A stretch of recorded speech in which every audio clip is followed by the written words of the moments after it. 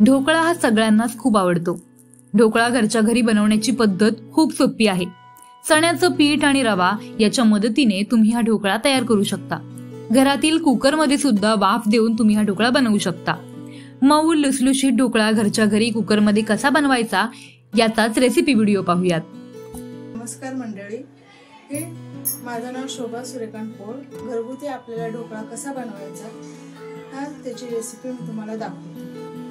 ढोकळा बनवण्यासाठी पाव किलो चण्याचं पीठ, 2 मूठभर रवा बारीक, 2 इनो, 1 चम्मच हळद, चवीनुसार मीठ आणि तेल आणि 1 ग्लास पाणी।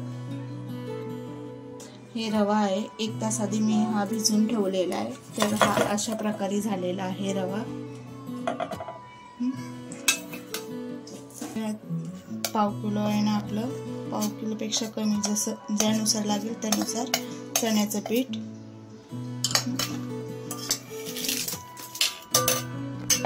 हळद आणि मीठ सर्व आहे ना एकत्र करायचं।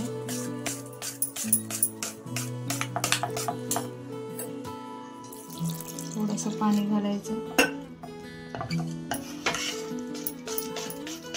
आणि एकाच बाजूने फेटत राहायचं।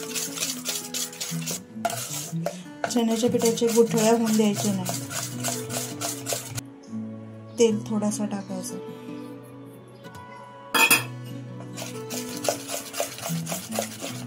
नाही पातळ करायचं, नाही घट्ट करायचं, मीडियम करायचं, जेणेकरून आपल्याला ना तो रवा आणि बेसन फुगला पाहिजे व्यवस्थित।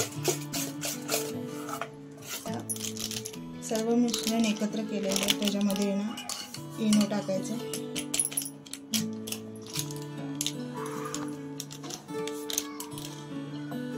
एकाच साईडने फिरवायचं। इनो टाकल्यावर ते सर्व पीठ आहे ना वरती येतं, एकदम फुगल्यासारखं। कुकर ठेवलंय, त्यात थोडंसं पाणी आणि ती जाळी ठेवलेली आहे, जेणेकरून खालचं पाणी वर येऊ नये म्हणून। आणि एका पातेल्याला तेल लावून घ्यायचं चारी बाजूने,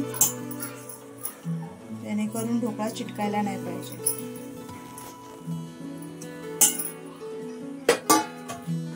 जे मिश्रण एकत्र केलेलं आहे ते पुन्हा एकदा हलवून त्यात ओतायचं।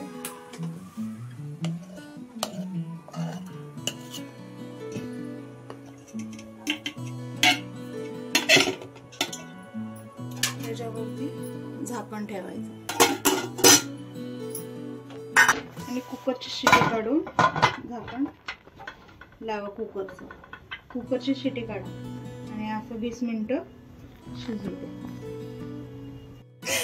ढोकळा कसा तयार झालाय तर बघा, हे सुरीला चिटकलं नाही म्हणजे आपला ढोकळा पूर्ण तयार झालाय। सुरीला चिटकलं तर समजायचं की ढोकळा तयार झाला नाही।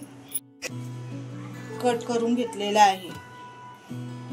फोडणीसाठी लागणारा साहित्य: कढीपत्ता, 4-5 मिरच्या उभ्या कापून घेतलेल्या आहेत, कोथिंबीर, 1.5 लिंबू आणि मोहरी, चवीनुसार साखर, मीठ आणि फोडणीसाठी तेल आणि थोडंसं अर्धा गिलास पाणी।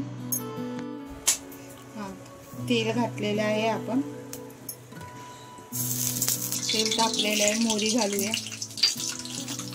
कढीपत्ता, मिरच्या, चवीनुसार साखर, तुम्हाला जास्त पाहिजे असेल त्याप्रमाणे घाला, मीठ,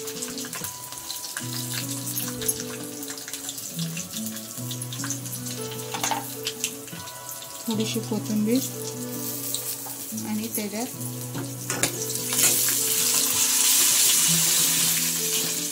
लिंबू पिळा, थोडासा पाणी।